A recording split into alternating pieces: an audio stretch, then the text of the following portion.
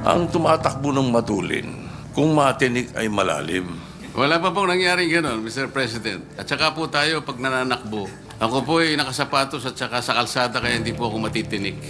Pero kung hindi natin susundin ang Supreme Court decision, we will tear the Constitution apart. May option ba tayo not to follow the Supreme Court?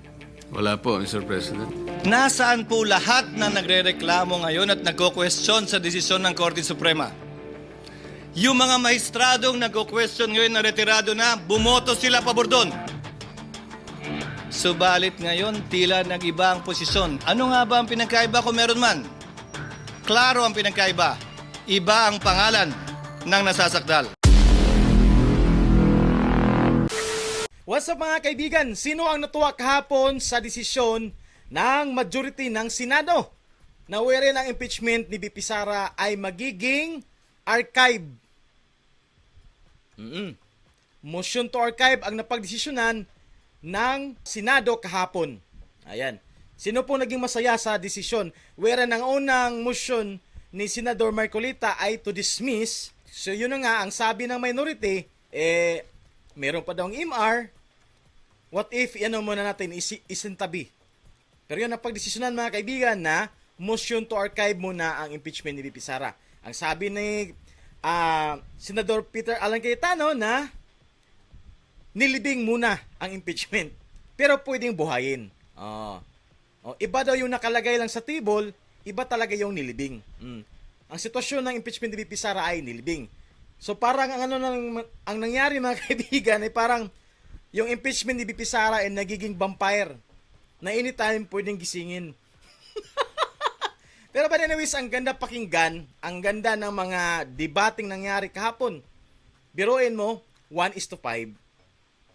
Mag-isa lang si Senador Marcoleta at yun na nga, yung mga minority nagtatanong. Pero yun ang napansin ko kahapon mga kaibigan. Kasi ang daming issue na inilathala ni Rodante Marcoleta mga kaibigan regarding sa impeachment. Pero ano lang ang punto ng minority? Na ang desisyon ng korte ay hindi final. Diba? Hindi daw final. But anyway, sa araw nito mga kaibigan ay ating pakinggan ang panayam sa spokesperson ng impeachment court na si Attorney Tunggol. Ayan. So ito po yung panayam sa kanya at panoorin natin kung ano talaga ang makompletong details sa nangyari kahapon. Kaya pakinggan natin si spokesperson Attorney Tunggol. Po sa inyo oras. Magandang umaga sa inyo at sa inyong mga tagapakinig at nakapakanood.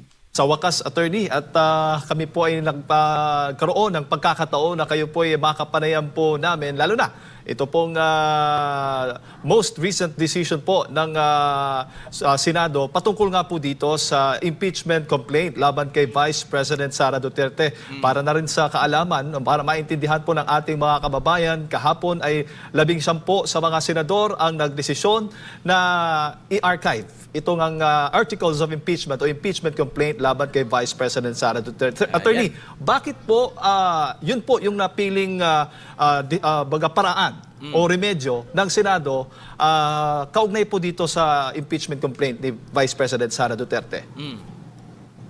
It was a win-win solution dahil gusto nga ni Senator Marcoleta na i-dismiss na sana.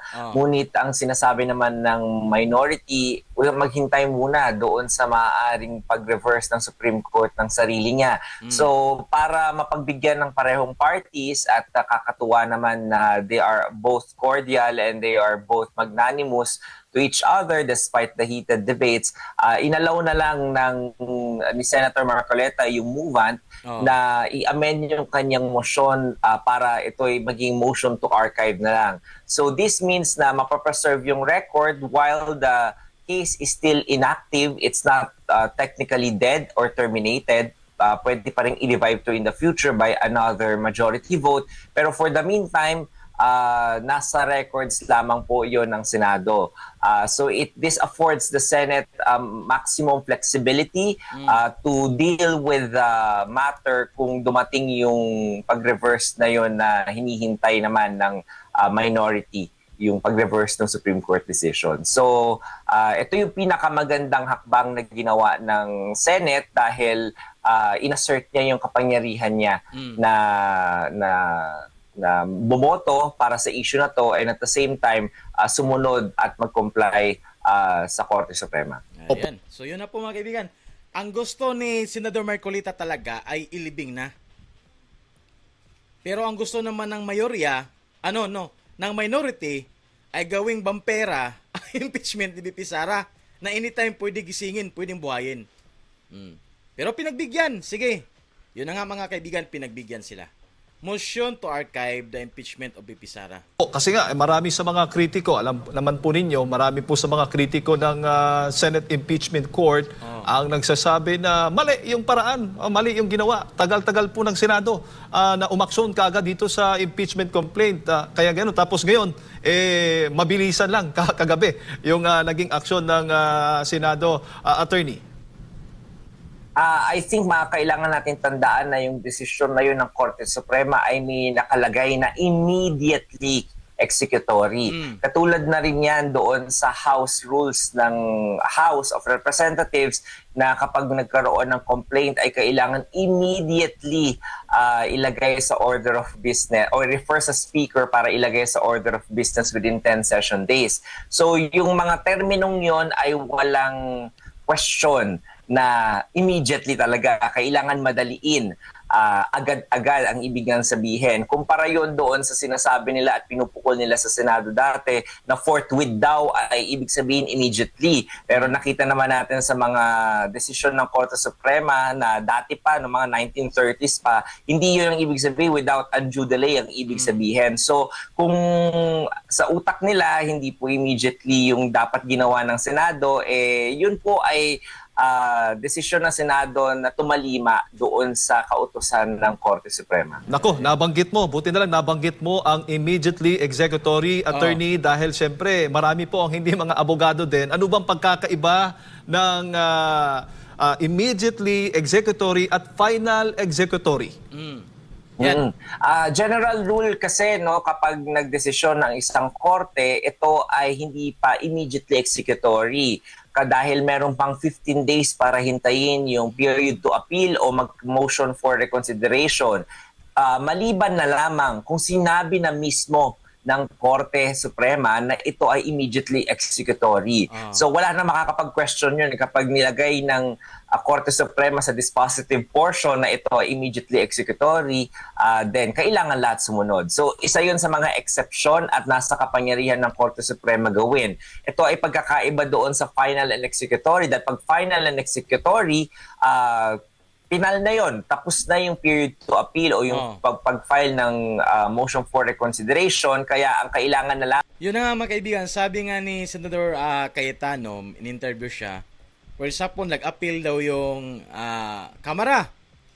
Siyempre, ang defense ni BP Sara, mag-MR na rin yun, kaya puro MR na lang mangyari.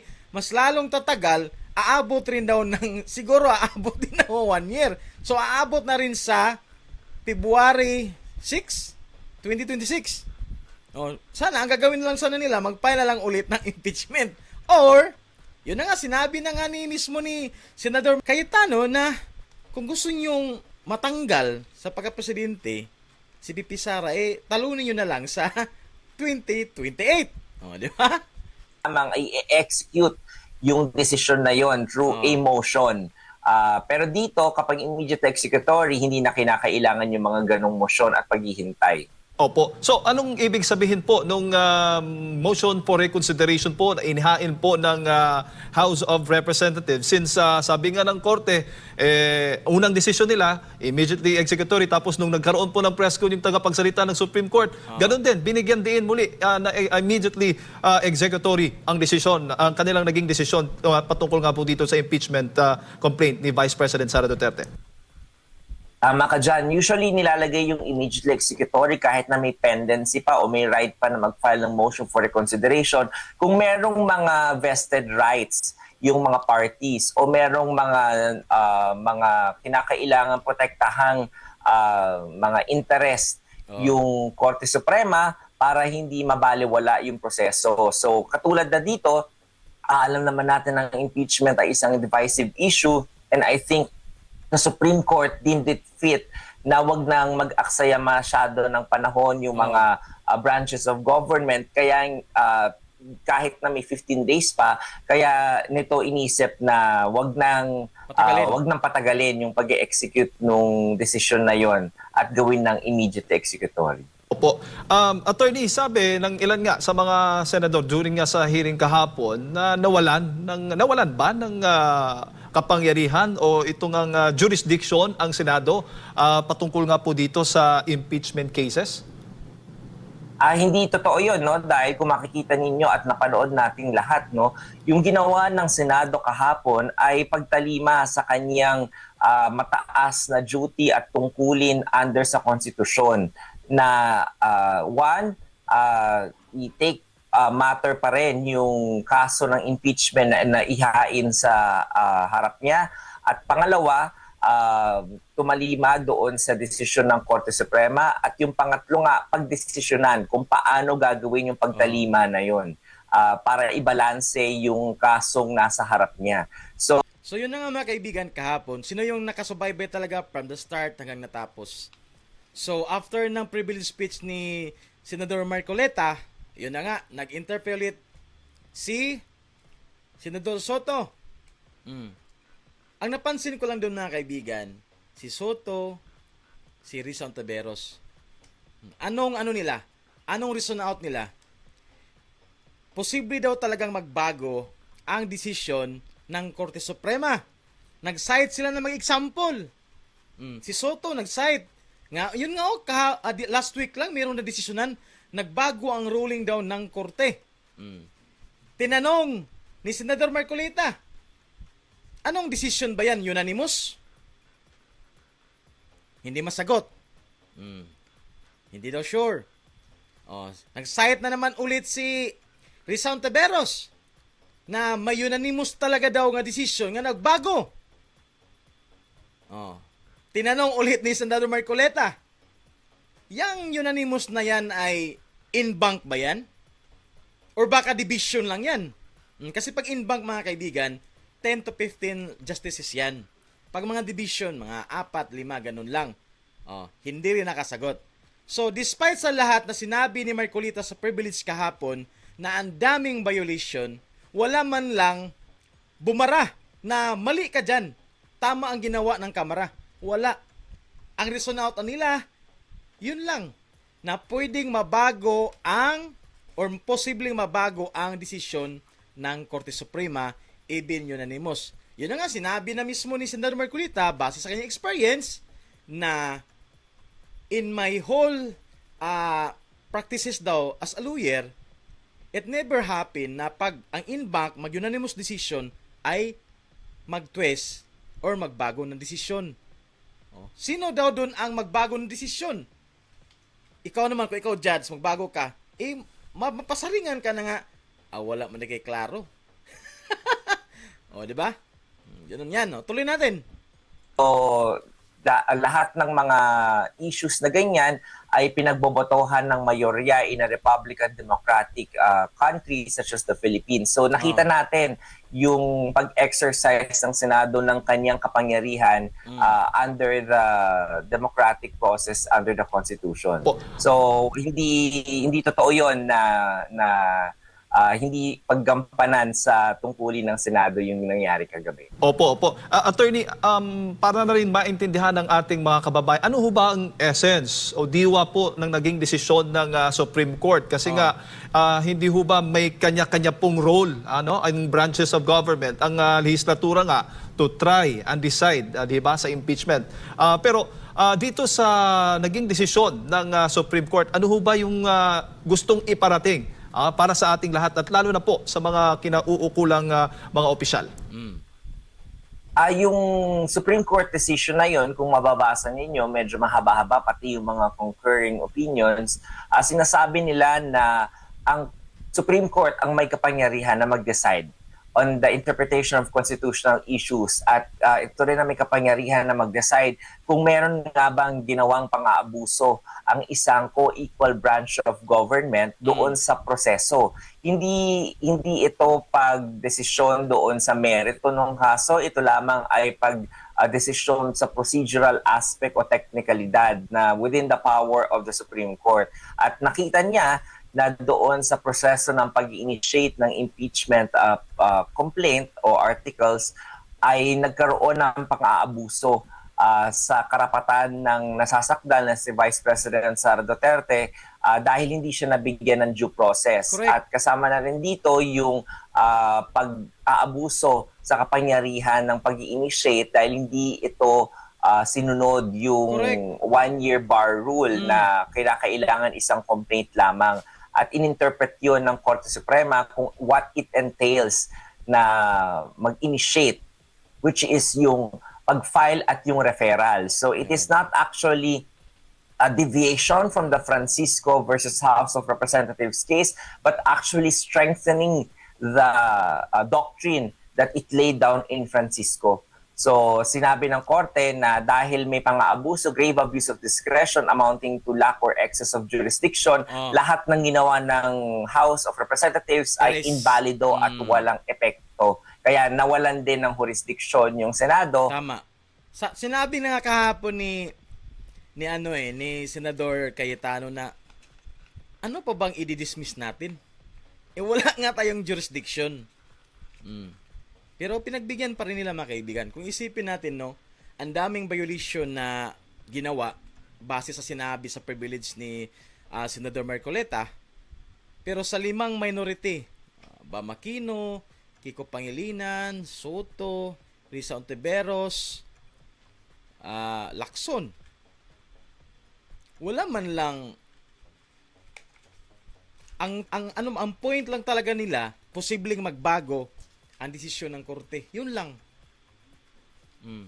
Hindi na natin natakil yung technicality, which is yun dapat ang pag-uusapan Bakit nagkaroon ng ganong desisyon ng Korte Suprema? Dahil sa technicality. Pero pinagbigyan sila. Yung motion to dismiss, naging motion to archive. Pinagbigyan pa rin. O, di ba? O, ano na namang sabihin ng mga critic dyan sa Senado na naman? Kudos pala sa ating mga 19 senador na bumotong i-motion to archive ang impeachment para by next week makapokus sila sa mga panukalang batas na makakatulong sa sambayanang Pilipino. Oo. Hintayin muna natin kung anong desisyon ng Korte Suprema. So, while ongoing, ano ang desisyon ng Korte Suprema sa MR nila, di ongoing muna ang monkey business ng Senado. Tuloy muna sila. So, pag sabihin ng Korte Suprema nga, oops, okay, sige, padayon nyo ang impeachment. Saka na sila gagalaw. In other words, kaya nga sinabi nila, nilibing muna nila ang impeachment. Parang vampira. Anytime pwedeng gumising. Tuloy natin. Ayon sa Korte Suprema. Napakalinaw, attorney. Hindi po yung merits ng kaso ang dinesisyonan ng Korte Suprema, kundi yung procedure na ginawa po. Doon po pumasok ang Korte Suprema. Yung merits, nandun na sa Senado. Kayo na mismo dyan, yung nagdi-discuss, nagtatalakay.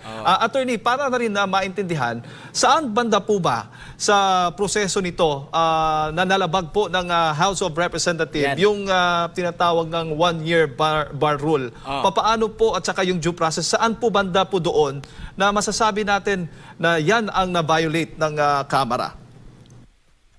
Doon sa 97-page decision, unang-unang tinalakay ng Korte Suprema nga yung proseso ng pag-initiate ng 3 complaints noong Disyembre at yung hindi pag-refer kagad o immediately ng Secretary General to the Speaker of the House para ilagay sa order of business yung 3 complaints na yon within 10 session days. At sinabi ng Korte Suprema na yung nangyari noong February 5 na inilagay yung 4th complaint at yun took precedence over the 3 other previously filed complaints noong December ay hindi maaaring gawin dahil na rin nag-exist na raw yung tatlo na yon noong Desyembre pa lang at nasa kapangyarihan ng House of Representatives na yun ay sundin niya yung nakalagay sa House rules nila na i-refer kagad to the Speaker at na hindi ginawa. So dahil sa aktong yon ng pagde-delay ng pagre-refer na yon to the committee, in-skirt or nilagpasan ng House of Representatives at bypass niya yung sarili niyang rules. Kaya dahil doon, yung pang-apat na articles of impeachment na sumampa sa Senado at tinransmit ay invalid from the very start. Parang hindi siya nag-exist at all. So yun yung action o yung sinabi ng Korte Suprema na pinaka-fatal to the case of the House of... Fatal, di ba? Napaka-fatal. Yun ang pinaka-reason out bakit nagdesisyon ang unanimous ang korte na unconstitutional ang impeachment na yan. Representatives. Baka sa madaling salita, attorney, nagsimula po nung baga yung delay sa opisina ng Secretary General. Dapat dineretso kaagad doon sa opisina ng Speaker. Tama ho ba? Tama yun. Parang sinabi pa nga ng Korte Suprema na walang discretion yung House Secretary General na i-delay yon dahil yon ay lalabag doon sa spirit ng konstitusyon.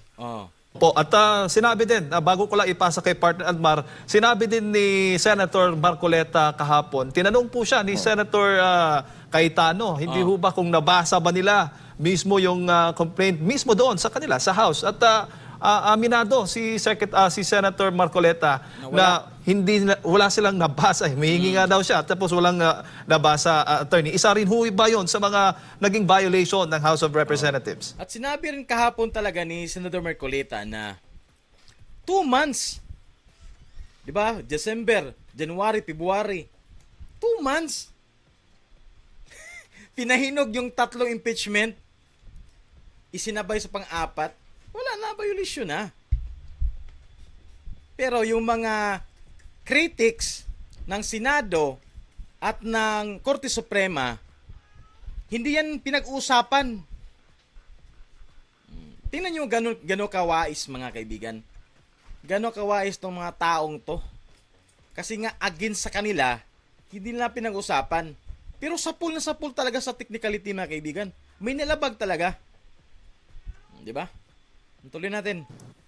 Tama ka dyan. Kung maalala mo, no, naglabas ng yung resolution ng yung Korte Suprema kamakailan lamang at tinatanong yon kung nabigyan ba lahat ng mga kongresista ng kopya nung complaint na 4th complaint at kung nabasa ba ng mga kongresista yung 4th complaint na yon. Ngunit hindi ito sinagot ng Kongreso kahit na meron siyang pagkakataon na sagutin ito dahil in-invoke niya yung separation of powers o political question. Kaya sayang yung oportunidad dahil kung nasagot nila kagad yun, kung talagang alam naman nila na naibigay nila yung mga kopya na yun, then it would have been different siguro yung pagkukonsidera ng Supreme Court dun sa sagot na yun. Correct. Kasi di ba napag-alaman natin na 4 na katanungan ng Korte Suprema hindi sinagot. Ang sagot nila, sa amin na lang to. Kami na ang, huwag na kayong makialam. Sa amin na lang to kung paano namin i-work out. Parang ganun ba, no? Po, attorney, bago lang si Admar, i-correct ko lang yung sinabi ko kanina, yung una-una, 19. 19. Nasabi ko pa, nasabi ko kasi kanina, 19. 19 na mga senador. Opo, ha? Yan po yung malinaw dyan na bumoto dito nga sa pag-archive ng impeachment complaint ni Vice President o kay Vice President Sara Duterte. Attorney Reggie, magandang umaga po. So, clarify ko lang. So, na-archive siya pero pwede pa rin siyang buhayin ito if ever na katigan ng Korte Suprema yung naghain po ng motion for reconsideration po. Oo, tama ka dyan, no? Yun yung talagang spirit nung ginawa na yun ng Senado. At kung mag-adjourn na yung Kongreso, then automatic madidismiss yun pag nag-adjourn si Nedie. Pero habang buhay pa itong 20th Congress, nandyan lamang yan at naka-archive at pwedeng i-revive by a majority vote. Parang vampira nga mga kaibigan. Nakalagay sa ataol. Nilagay sa ataol ang impeachment ni VP Sara na anytime pwedeng gumising pag nilagyan ng dugo. Ganon ang nangyari sa impeachment. Pero at least mga kaibigan, hindi madisturbo ang trabaho ng Senado. Kasi nga nakatago na siya Hayaan mo nila ang korte kung anong desisyon nila. Pero pag nag-MR na ang kamara, di magdesisyon ng korte, di na wala talaga, ibasura na. O di, wala na. Hindi na totally mabigyan ng dugo yung vampira na nasa ataol, hindi na siya mabubuhay. Di ba? Tuloy natin. Opo. Ano po yung paliwanag, attorney, doon po sa concern po ni Senadora Hontiveros na sinasabi niyang dapat mag-convene, manumpay yata ang bagong set ng impeachment court. Bakit po hindi nag-convene ang Senate Impeachment Court sa pag-decide po dito sa usaping ito, no? Related po sa impeachment versus VP Sara Duterte, in line na rin sa naging decision po ng Korte Suprema? Maraming legal impossibility o legal impediment kung bakit hindi pwede talaga na mag-convene yung impeachment court. Unang-una na dyan, maalala nyo, noong June 10, naglabas ang impeachment court ng order to the House of Representatives na mag-comply sa dalawang certification. At yung pagko-convene ay nakabase doon sa compliance na yun na gagawin ng House of Representatives. Doon sa dalawa na yon, isa lamang po yung na-i-comply ng House of Representatives at kahit na matapos na ang isang linggo mula nung nag-convene ang 20th Congress, hindi pa rin po sumusunod at hindi nagbigay ng second compliance yung House of Representatives. Yun na guys, narinig nyo? Pero hindi lumabas yan sa media guys June 10, di ba nag-remand? Nag-request ng certificate or verification ang impeachment court. Until now guys, hindi pa rin pala sumagot ang Kamara. Tapos sila yung tipong atat na simulan ng impeachment pero hindi sila nag-comply sa order ng impeachment court. Sabi na nga mismo ng spokesperson, paano mag-convene ang impeachment court hindi pa nga nag-comply ang Kamara sa kanilang hinihingi. Isapul na naman sila. If they thought that the actions and jurisdiction of the impeachment court is valid, then they should have acted as if there is no Supreme Court decision yet and have just complied with the second certification. So una po yun. Pangalawa po, kinonsidera rin po ng ating mga senador yung sinabi ng Korte Suprema mismo doon sa teksto ng desisyon nito na walang jurisdiction yung Senado dahil yung tinransmit sa Senado is technically a mere scrap of paper because it is void ab initio. So yung articles of impeachment na yon, it doesn't give any legal effect at all. At dahil ang pagko-convene ng isang impeachment court ay nakaangkla doon sa valid articles of impeachment, kung walang valid articles of impeachment, wala ring validong action o jurisdiction yung Senado as an impeachment court. O, di ba mga kaibigan? June 10 until now, di ba ang daming mga press conference ng spokesperson? Merong bang media na nagtanong na, spokes, na-comply nyo na ba yung order ng impeachment court regarding dun sa certificate? Wala.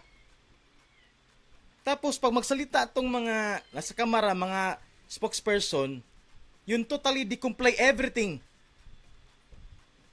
Ngayon na bulgar na hindi pa nga sila nag-comply doon sa hinihingi ng impeachment court, tapos gusto nila magsimula na. In other words mga kaibigan, hindi nila nirespeto ang impeachment court. Sa bagay, ganun siguro sila. Kahit nga ang desisyon ng Korte Suprema, nag-order ang Korte Suprema na sagutin yung 10 katanungan. Tapos, may sagot pa na, huwag nyo nang pakialaman, House movement na daw to. Parang ganun ba? Yung tipong, samin-samin na lang to. Parang ganun ba? Ganun sila kaastig, mga kaibigan. With the allies, mga dilawan, kunayban sila. So gusto nilang i-twist ang batas, mga kaibigan, para sa kanilang pansariling interes. Ganon sila magtrabaho. 'Di ba?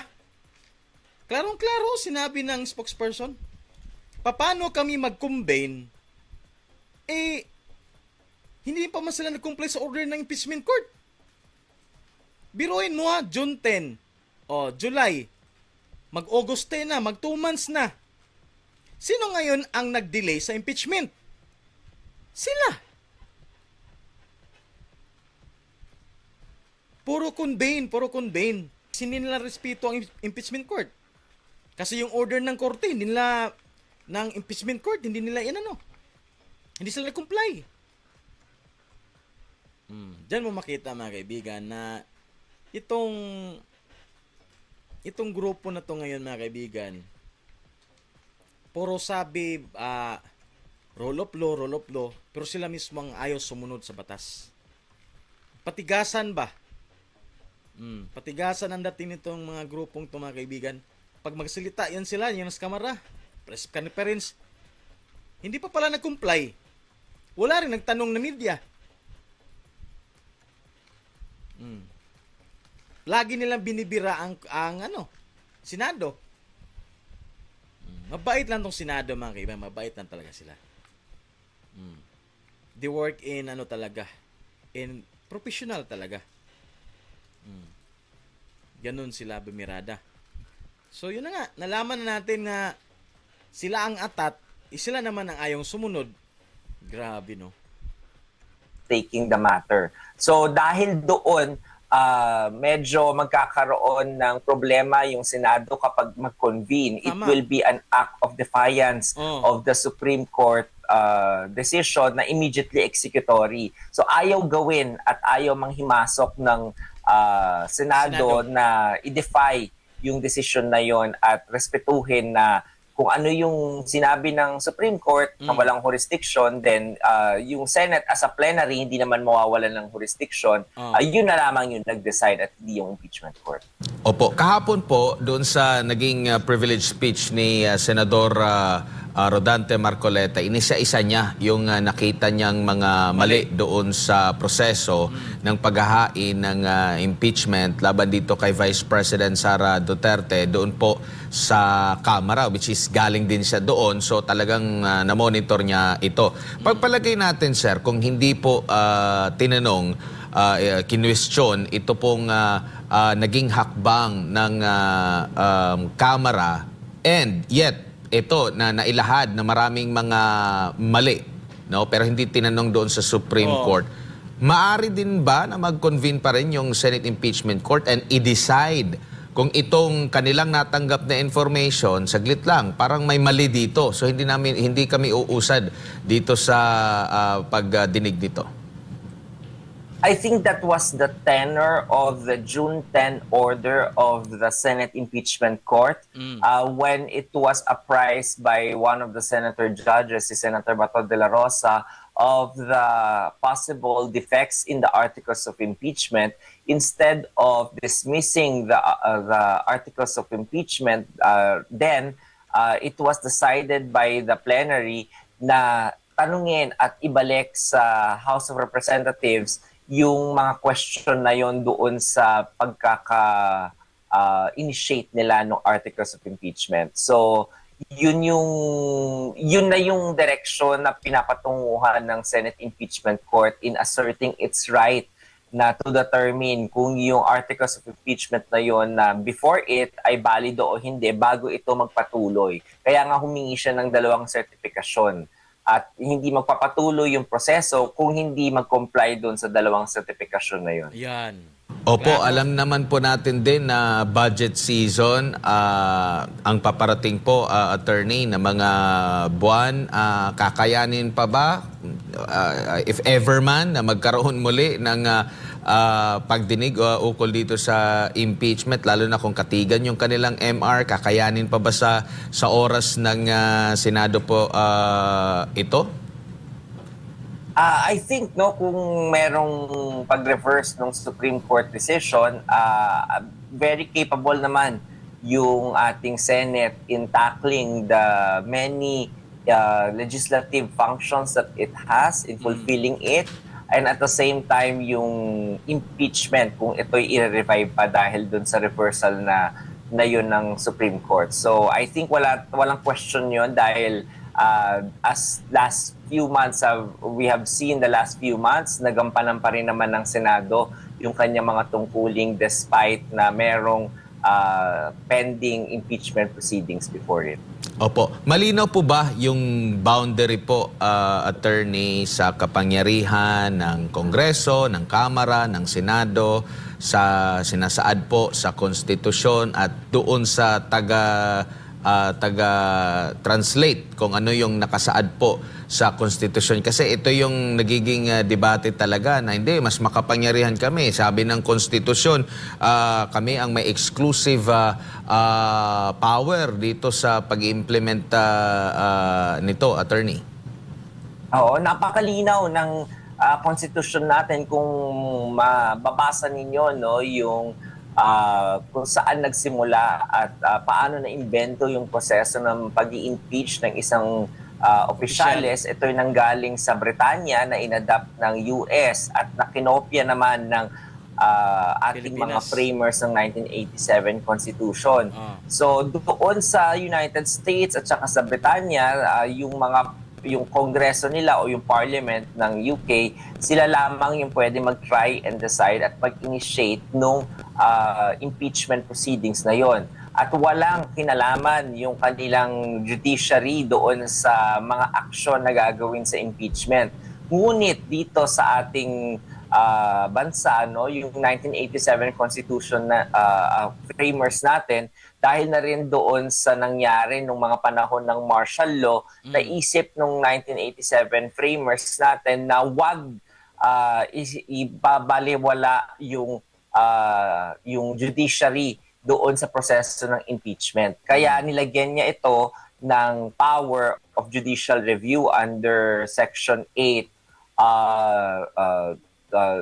Section 1, Article 8 ng Constitution natin para makita niya yung aksyon ng bawat co-equal branch of government kung may grave abuse of discretion. So this is a very special power that is, I think, peculiar to the Philippines, and we have to respect the spirit of the Constitution on this matter, na yung Supreme Court talaga ang inatasan na tumingin sa mga aksyon ng kapwa co-equal branch nito at para makita kung may pang-aabuso. At dito sa kaso na to, nakitang na nga niya na may pang-aabuso sa House of Representatives doon sa proseso ng pag-i-initiate ng impeachment. Opo, attorney, may kapangyarihan po ba yung Senate Impeachment Court or yung Senado na questionin din yung proseso? Kasi isa rin sa mga nakapukaw ng atensyon yung sa side ng paghahain po ng motion for reconsideration na mismong ang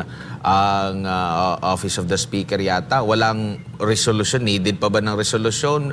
Ko-questionin ba ito? Maaari bang mag-question ang Senado ukol dito kung leader lang yung maghahain or kailangan talaga na magkaroon ng magkaisang resolution? Meron bang kapangyarihan ng Senate din dyan na questionin po ito? I think kahit na may konting kapangyarihan siguro kung i-assert ng Senado na meron ito o hindi, I don't think the Senate will act on it and question. Correct.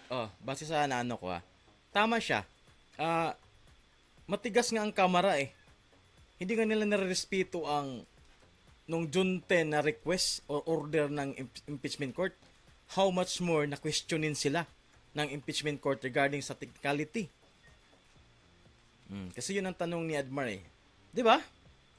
It because parang respeto na lang yan doon sa kanilang coordinate branch of government at maalala nyo na dito sa kaso na to, party rin yung Senado dahil pinapaprohibit ng Vice Presidente at nila Attorney Torrio na petitioners sa kaso na wag umakto yung Senate. So as a co-party o co-respondent dito, syempre iba-iba yung maihahain nilang mga depensa doon sa petition na yon. At as to the Senate, wala naman siyang depensang maihain dahil nga yung petition na yon kumo-question sa proseso doon sa baba, hindi doon sa Senado. Ayan. That's why it just manifested that all the matters are within the knowledge of the House of Representatives and not the Senate. Huli na lang po mula sa akin na attorney, kasi alam naman natin, grabe yung pambabash, yung critic sa naging desisyon ng Korte Suprema. No, maraming mga banat sa kanila at ngayon gumawa ng hakbang ang Senado ukol dito, yung mga magiging miyembro ng Senate Impeachment Court. Meron po ba kayong mensahe na mababaling na naman yung atensyon, madadagdagan, kumbaga, maliban sa Supreme Court, dahil meron kayong ginawang hakbang na hindi rin sumasang-ayon sa kanila, ano po yung mensahe ninyo po sa kanila po, attorney? Well, I think the people, no, yung mga kritiko nung mga aksyon ng Supreme Court at ng Senado na nangyari kagabi, kailangan nilang makita po na yung nangyari kagabi ay the exercise of the democratic powers of the different branches of government. Yung pagde-decide tungkol sa interpretasyon, kung may grave abuse of discretion ba at interpretasyon sa konstitusyon, yun po ay kapangyarihan ng ating mataas na hukuman. Yung naman kung ipagpapatuloy o hindi yung trial sa Senado ng isang articles of impeachment na sinabi na imbalido at walang bisa, ito naman na ay kapangyarihan ng Senado na para tingnan kung ipagpapatuloy nga ito o hindi at tatalima doon sa desisyon ng Korte Suprema. So yung nangyari po na to ay pagbabalanse lahat ng interest ng both the parties na nasasakdal at saka po nung taong bayan na na nagsampa nung articles of impeachment na yon. So kailangan po nating respetuhin na ito po yung proseso na kapag nagbotohan po yung mayorya, yun na po yung desisyon ng bawat collective collegial branch of government. Correct. At respetuhin po natin yun dahil hindi po tayo rule of the mob. We are under rule of law po. And Tama. ganun lamang po tayo makakausad bilang bansa kung meron tayong mataas na paninindigan na idepensa yung rule of law. So yun na mga kaibigan, yun ang panayam regarding sa nangyari kahapon. So, i-quick summary lang natin nangyari kahapon mga kaibigan. Yun na nga, nag-privilege speech si Rodante Marcoleta, Senador Rodante Marcoleta, at unang nag-interpolate ay si Senador Soto. Anong sabi ni Senador Soto? Posible pa daw magbago ang desisyon ng korte at dapat daw hindi dapat nagmamadali ang Senado, baka daw matinik. Yun na nga, sinagot na ni Marcoleta na paano ako matinik, nakasapatos ako at dumadaan talaga ako sa daan. Ganon. Then, nag-reason out na naman si Senador Risa Ontiveros na may unanimous na daw na desisyon. Napag-desisyonan, meron na daw example. Nag-research sila, Pero tinanong, ano ba ang unanimous na yan? In-bank ba yan or division lang? Kasi kung hindi yan in-bank, wala talaga. Kasi base talaga sa experience ni Senador Marcoleta, wala naman talagang nagbago ng desisyon pag unanimous. Ayan. So, base sa nakita ko kahapon mga kaibigan, ang dalawa lang talaga nag-interpolate, si Risa at Soto lang. Si Bam, si Kiko, si Padpilo Lacson, more on manifestation lang yung sa kanila. 'Di ba? So yun na nga,